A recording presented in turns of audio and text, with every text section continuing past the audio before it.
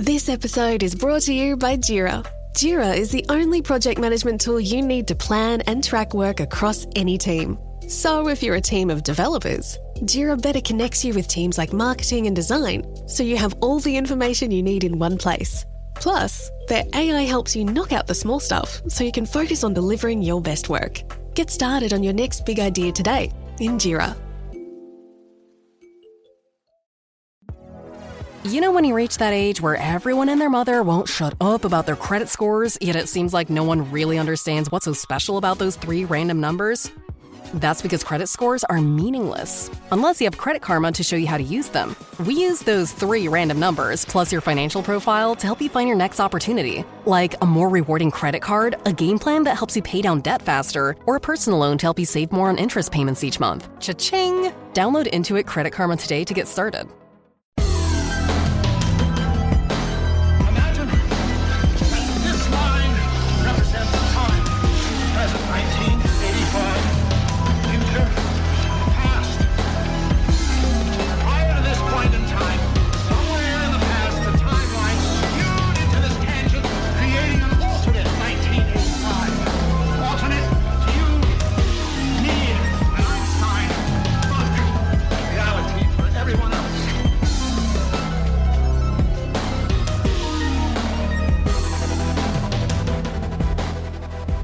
Welcome back to the Infinite Rabbit Hole, everybody. I'm your host, Jeremy, and today we're going to dive right back into the Fouke Monster, and we're going to jump into some of my favorite sightings and encounters that I found while doing research into the subject.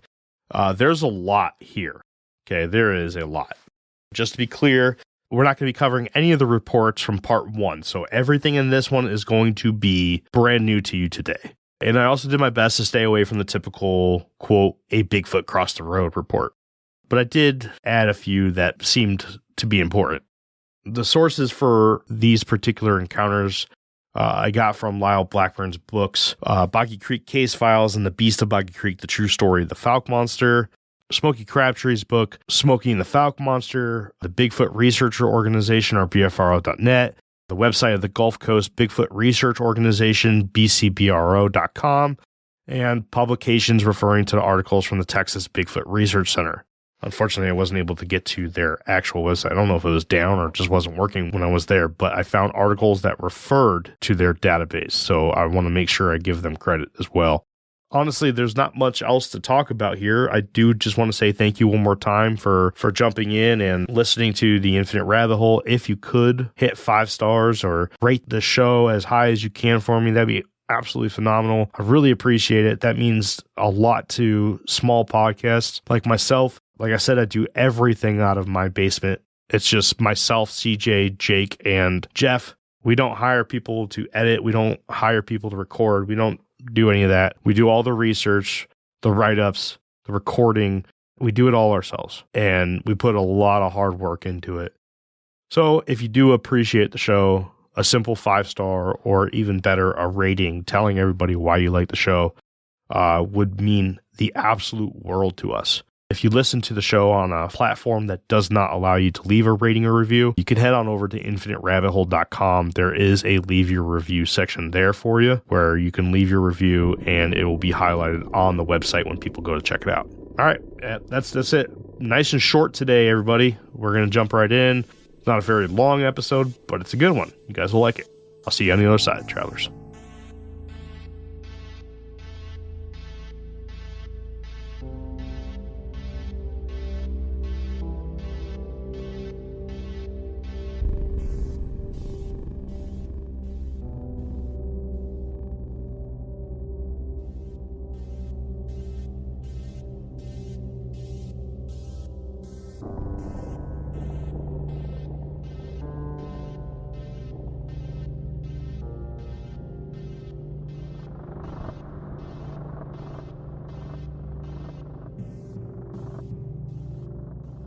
The early encounters.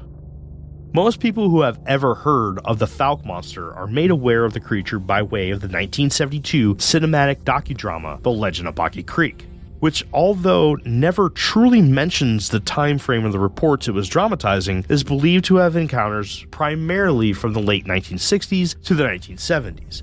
This would leave most who discovered the Fouke Monster to believe that the creature burst onto the scene as a sudden and new threat in that time frame. But the truth is that this monstrosity has been around far longer.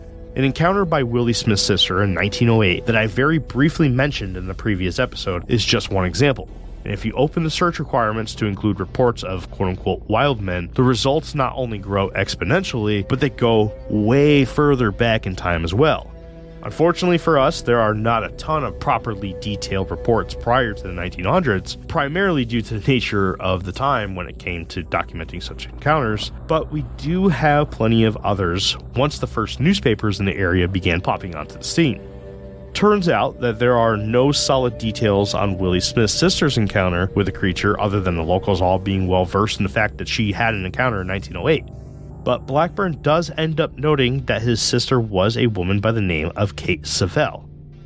Then in 1916, 19 miles west of Fouke, near Wright-Patman Lake in Texas, side note, one of the rivers that lead into the lake is none other than the Sulphur River, which Boggy Creek stands as a tributary to, an encounter is documented involving an older couple coming home by mule-drawn carriage one night when the animals that were pulling them began to act erratically as they approached their property. The man, who originally thought that it may be a snake in the road, peered over to see if he was correct when a howl broke out near one of his pastures. Soon after, a tall, upright, walking dark figure walked out of the tree line and began heading in their direction, all while continuing to make a strange howling sound. The man reached for his rifle before firing on the creature. The shot missed, but the sound of the report was enough to scare whatever it was off. They would go on to describe the creature as taller than a man with a slouch like an ape. Blackburn included another account from a creature from 1932 in the area that he had received through conversation with a Fouke local by the name of John Attaway. The encounter involved Attaway's personal friend by the name of Ace Coker, who was living with his sister at the time. One day, as Coker was opening the door to enter the house, he spotted a very large, hairy, upright creature right next to the porch. Surprised as he must have walked right by it, Coker quickly ran inside and locked the door behind him. Then he took a peek outside to get a better look. The thing was already almost out of the yard. In the October 5th, 1910 edition of the Texarkana Gazette, an article was published detailing an unknown animal making strange sounds and killing pigs in the area north of Texarkana. The whole article, word for word, states, quote, "Wild beast at large. A strange beast which roars like a lion is reported to be running at large in the woods near Spring Lake Park near Texarkana. The animal is said to have killed several pigs on the McAllister place and several large dogs near Newtown. The roars of the strange beast have so frightened the people that they are afraid to leave their homes after dark, and windows and doors are kept securely barred." In 1946, a woman reported to Sheriff Leslie Greer, who was campaigning to be the local tax assessor at the time, that there was a large animal that had walked on two legs down to the field below her house. She described it as looking like it was a man, but it wasn't a man. During the transition of the creature's moniker, which was caused by the famous forward article by the Texarkana Gazette, due to them not being aware of the then called Jonesville Monster, there were a few noticeable encounters that I left out of part 1 from the rest of the 1960s, including a report in chapter 15 of Smokey Crabtree's book, Smokey and the Fouke Monster, where in 1966, a Fouke school bus driver who was beginning her route early in the morning when she spotted the creature crossing the road a few hundred feet in front of her. A few other encounters involving the Jonesville Monster were eventually recorded. Most involved a hunter in the woods coming across something that they couldn't explain, but one person's encounter stands out among the rest. Louise Harvin had 2 encounters with the creature. The first took place as she was going out to check on her pigs when she startled the thing as it was eating scraps out of the trough. Once it noticed Louise, it stood up and ran away. She would go on to describe the animal as having long reddish-brown hair, a large flat nose, and a darker skin tone on its face than the color of hair that covered its entire body. Her second encounter involved her leaving her house only to witness the thing licking an old hubcap that she used as a dog food bowl just outside of her front door. Again, once it realized it wasn't alone, it ran off on 2 legs. During this encounter, she was able to notice that the creature had a set of large canines that reminded her of ones that she had seen on baboons. but the face looked more like that of a gorilla's. A few other reports were documented in Smokey Crabtree's book, Smokey and the Fouke Monster, including one from the mid to late 1960s that described his father's string of encounters in which the creature would come up to the house and scream, basically scaring the shit out of the entire house. This pattern went on for quite a while and eventually evolved into scaring their dogs away from the property. When the dogs returned, the creature would come back and do it again. Another report that I wish we had more details on was one that Lyle Blackburn described in his book Bucky Creek Casebook, which highlighted a hunter in the mid-late 1960s that was out in Mercer Bayou when he spotted the creature. The unnamed hunter attempted to approach the animal, but unfortunately it retreated as it noticed the man coming towards him. In November of 1968, in the Sulphur River Management Area west of Fouke, a man and his son had just retrieved their boat out of the Sulphur River and began eating lunch in front of their truck before heading home when they spotted a large, approximately 8-foot-tall upright man-like being crossing the road about 200 yards away. They watched as the auburn-hair-colored something crossed the road in only 3 steps, which it seemed to be carrying something near its stomach. The road in the area was just over 25 feet wide, and in order to clear such a distance, the thing's stride would have to have been over 8 feet long, with the average human having 5-foot strides.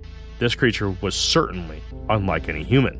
And finally, in December of 1969, John Copeland and his family slowed their car down in order to lend a lift to who they thought was a man in a long fur coat. But as they approached, John began to think differently as whatever it was lifted its arm to block its eyes from the headlights. This was no man, as the beast stood much taller than any man John knew. It was completely covered in brown hair and had what looked like caked on mud attached to its body from its feet to about mid-thigh. And John quickly changed his mind and sped off for fear of his family's safety. The 70s. On June 2nd, 1971, Gloria Dean Ritchie, Jerry Smallwood, and Junior Goodman witnessed the creature squatting on the embankment across the street of Gloria's house near Texarkana. The group heard a commotion across the street, which set off Gloria's dog, so she shined a flashlight to see what was moving around. After the light shone on the creature, it stood up and ran into the dense woods behind where it was standing. Miss Ritchie would go on to describe the creature as, quote, real tall and hairy and had real red eyes. Junior and Jerry attempted to track the animal through the woods after retrieving more flashlights and guns, but unfortunately were unable to track it down after attempting to follow its trail. The incident occurred about 10 miles north from where the Fords had their run-in with the creature, but when the officials showed up to investigate the incident, they found no evidence other than a trail through the woods and 3 terrified people. On an unknown day in late June, another peculiar sighting would be reported in a strange way to a few locals in town. 2 men approached a few others and asked about what animals were seen locally. The locals instantly believed that the 2 men were trying to make a joke about recent sightings, but rather, when they were told about the currently ongoing Flabba run-ins, the men were completely caught off guard.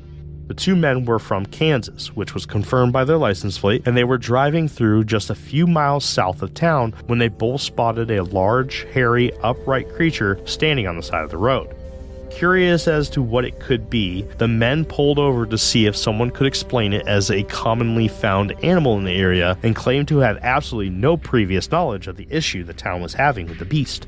There were many sightings in the area around this time, so much that there were plenty of reports made to the sheriff's office that never made it to the media. One in particular was that of Deputy Sheriff Robinson, who almost hit the creature with his cruiser while on patrol. Sometime in 1970, a local farmer described an encounter with Charles Pierce, producer of the movie Legend of Boggy Creek, in which he surprisingly ran into the beast when he approached his barn to milk his cows. The man and creature stood and stared at each other before whatever it was eventually turned around and walked away through the man's pasture. He went on to describe the creature as having really long, shaggy hair that dropped off of its arms.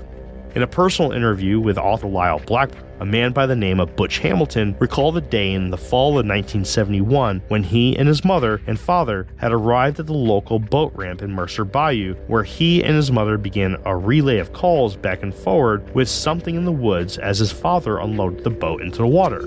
Whatever it was that was calling back to them sounded closer and closer every time it replied, until eventually it revealed itself in the tree line across the street. Butch remembered it being enormous, with reddish-brown hair covering its entire body.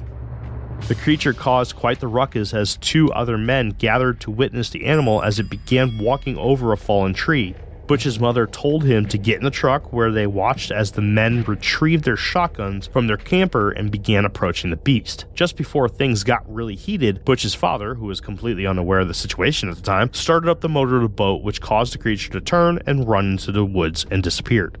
In the early summer of 1973, teenage girls Reba Jones and Karen Crabtree were riding in the back of a pickup truck on an old country road in Jonesville when the girls witnessed an extremely tall, brown-haired covered creature cross the road after they passed.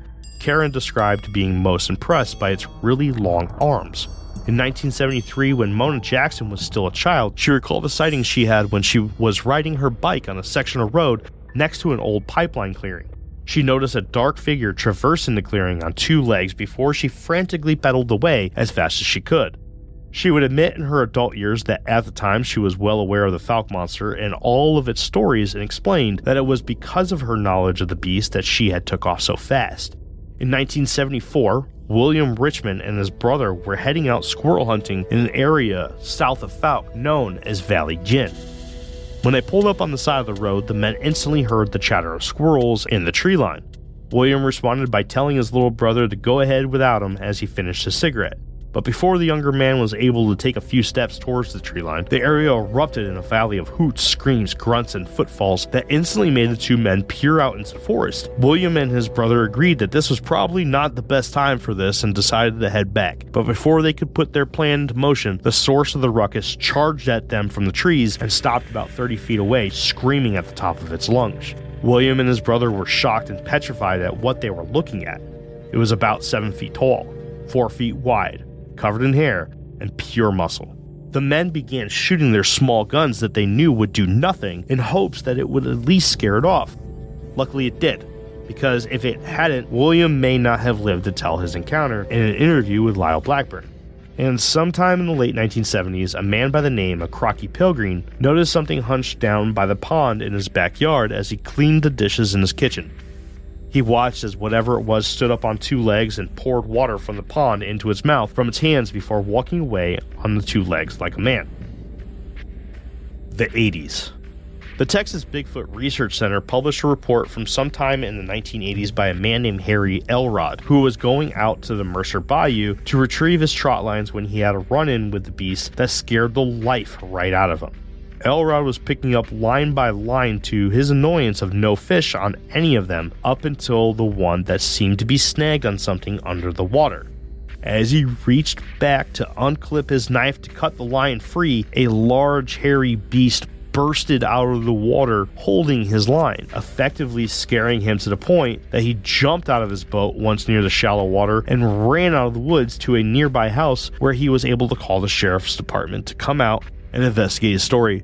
Unfortunately, there was nothing ever found to verify his report. In November of 1984, a local hunter in Fouke encountered the creature walking in the water of the Sulphur Creek Wildlife Management Area up to its waist. Soon after he noticed the creature then noticed him and walked off into the thicket and out of sight. The hunter followed the beast in hopes of being the one to bag the monster that was so famous in the area. After searching for a little bit, he once again laid eyes on it and raised his gun to take the shot. But the beast took off and was never seen again. But now the hunter was all alone in an area of the management area that he was unfamiliar with an eerie feeling of being watched from multiple angles. So he slowly hiked out of the trees before heading home for the day. On February 20th, 1982, a young man by the name of Terry Sutton was fishing from a small boat on his family's pond in Jonesville when he spotted the creature on the shore. He watched as whatever it was seemed to not notice that he was around. It casually worked its way through the immediate area before disappearing down a ravine towards a creek on the property. Terrified, Terry paddled over to the shore where he originally entered the pond, and during his own ruckus, he heard whatever it was begin running through the leaves. This scared Terry, and he took off as fast as he could back to his parents' house. There, he told his mother what he had seen, and she placed a call to Terry's father, Lloyd Sutton, who promptly came home.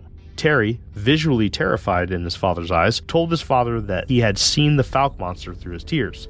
Lloyd grabbed a pistol and 2 flashlights and gave one of the lights and the pistol to his nervous son before they headed back out towards the area of the pond that he came from. For the most part, they found nothing but the god-awful smell of something that neither of them have ever smelled before in the general area where Terry believed it was when it responded by running away to this noise when he came ashore. Very soon after, just out of the reach of their flashlights, something large ran across their path. Both of the Suttons began to chase, and every time they stopped, they could hear whatever it was nearby walking or running through the leaf litter. 2 other noticeable encounters took place in the 80s, one again in 1982 when Jerry Wayne Scogins witnessed the creature splash around in the waterway of the Sulphur River bottoms before exiting onto the shore and walking away into the trees. The other occurred in 1987 when James Jones and his wife were spending some time on the water near dark when they spotted 2 eyes watching them thanks to the reflection of the light that they were giving off. Whatever it was seemed to follow them, and when they could see the silhouette of whatever it may have been, they noticed that it was not only huge, but it walked on 2 legs. The rest of the 80s proved to be quite slow in regard to sightings of the Fouke Monster. It's not completely clear whether or not it was due to the lack of actual sightings or if the media and sheriff's office was over the entire subject. But with the expansion of the internet in the 90s, the once popular subject of Fouke Monster sightings came roaring back. The 90s and 2000s. In 1990, 5 men were traveling by car on their way to Shreveport when the silhouette of a large hair-covered manly figure was illuminated by a tractor-trailer traveling on the northbound side of US 71. The creature made its way across the highway in front of both cars as they both slammed on the brakes to watch it finish crossing the road and enter into the field on the other side. The 2 parties of 6 men discussed their sighting, in which they all believed was not a bear. 2 of the men that were traveling in the car came out years later and mentioned that at the time they had never heard of the monster from Fouke, Arkansas. But this encounter alone stands as one of the best pieces of evidence of a more modern Fouke monster. Another event highlighted from the Gulf Coast Bigfoot Research Organization, or GCBRO, details a couple from the area of Jonesville who were waiting on the second story of their home for the local hog pack to come by their property. As the hog showed up, the husband raised his rifle to shoot one when a painful scream rang out from the area just off the tree line of their property. Whatever was happening, something was dying. The next morning, they went out to see if they could find any evidence of what happened, but all they found was a ton of fresh blood all over the area. No sign of the hog who was being attacked, and no sign of the attacker. This event is highlighted due to the couple having a history on the property, which includes one other encounter with a Bigfoot, which ended with the husband guiding his wife into the house from her car due to him spotting the creature in the tree line of their property, seemingly watching her in the driveway. In the summer of 1996, Alex Burgess, who was only a child at the time, was playing in the family yard with his sister when they witnessed the creature walking perpendicular just a few feet into the tree line of their property. The Gulf Coast Bigfoot Research Organization notes an encounter from July 11, 1998, when a young woman who was babysitting her sister's children noticed a large hairy being standing just a few feet behind the tree line, watching her and the children as the kids played in a freshly cleared area with a few trees on the ground left over from the cleanup. She never mentioned the creature watching them from the woods to any of the children. Instead, she created a diversion and got the children and herself out of the area immediately without taking her eyes off the peeping beast. An encounter that Blackburn reported on from the Texas Bigfoot Research Conservancy, or TBRC, outlines an experience which left a hunter in January of 2000 terrified and hesitant to share his encounter. The witness and a few of his buddies were coon hunting sometime after midnight near Mercer Bayou when one of his hounds alerted them that they had a raccoon treed. Following his dog's lead, he started trekking across the shallow, mucky, brackish water when he heard the sound of someone also walking through the same stuff just out of his sight. He called out as he believed it was one of his friends, but never got a response. The only thing he noticed was a god-awful smell, and that his other dogs that were following him had their tails tucked and seemed extremely scared. As he continued walking, he noticed the sound of whatever it was moving in the water again and turned around and realized that about 30 feet behind him stood a towering, upright, hair-covered monster. This thing was huge, and it was making a sort of hissing sound at him while splashing its enormous hands in the water in an attempt to get him wet. The The witnesses' dogs began barking and snapping their teeth at the behemoth, only for the experiencer to grab hold tight of their leashes and take off running into the woods as fast as he could. The man hid behind a tree and listened as whatever it was remained in hot pursuit. Eventually, the beast gave up and lumbered off, audibly disgruntled. Another encounter was detailed on an episode of the show Monster Quest, involving a young man by the name of Stacy Hudson, who was hunting in a stand when he noticed a few different large black animals that he originally thought were cows moving through the area. As he tried to focus in on the subjects, he watched out of the corner of his vision a large black hand reached up and grabbed the broadhead of the arrow in his bow. The owner of the hand was cut by the razor-sharp edge of the broadhead and let out a horrific scream just under Stacy, which gave him the scare of his life, as he did not hear anything making its way up the ladder to his tree stand. Hudson let out a loud yell in response, and the creature fell to the ground and ran away. Stacy claims that he stayed in his tree stand scared out of his mind until well after sunrise before he headed back to his truck. In September of 2011, Heather Owen was heading home from a friend's house in Fouke when she spotted a creature hunched over on the side of the road. As the headlights met the beast, it stood up and ran in front of her car before leaping completely over a runoff ditch on the other side of the road and stepped over a slightly obscured barbed wire fence. About an hour before she left her friend's house, the family dog was barking nonstop at something unknown, and seeing that Heather's encounter happened just a short distance away from her friend's house, she believed that the dog may have been trying to alert the family that this creature was out there. In January 2013, Doyle Holmes was gathering firewood for a camping trip with his wife on the shores of Carter Lake when he began to hear a strange cry coming from the nearby field. When he approached, he noticed what looked to be a juvenile Sasquatch standing in the middle of the field completely unobstructed, making an almost saddening cry. The creature stood approximately 4 feet tall with dark-colored hair. When it became aware of Doyle, it took off running towards a murky waterway in the area before Doyle lost sight of it. He then quickly ran back to camp, drove home, grabbed his canoe, and returned to try and track it back down. It took a long time, but when the sun went down, the soft moaning cry began again. Only this time, when the sound started, so did the sound of movement from something much bigger, making its way through the water towards the sound that he was trying to find. Soon after, a set of very large whoops rang through the area, and Doyle became terrified that he was near something so big. And finally, on December 7th, 2019, Dustin Clark and friends were out scouting an area of the woods by Mercer Bayou at night when he noticed movement ahead. The crew followed the creature for as long as they could before they lost track of it. Clark then promptly made a call to a friend named Steven, who had a pair of night vision goggles. Steven quickly made it out to where the group was, and the search continued from a stationary position until they were able to find where it had gone. The group had almost given up when one of them took the goggles and searched in the area of a nearby gully and successfully tracked it back down. The group was stunned, and all witnesses noted that it was huge and seemed to be aware of them, as it looked to be hiding behind a thick tree looking in their direction. Clark even noted that he was able to see the white eye shine that illuminated through the view of the night vision goggles. After a few minutes of watching for its next move, the group decided to try and get a little bit closer. But as they approached, it ran away, and the team was unable to respot it.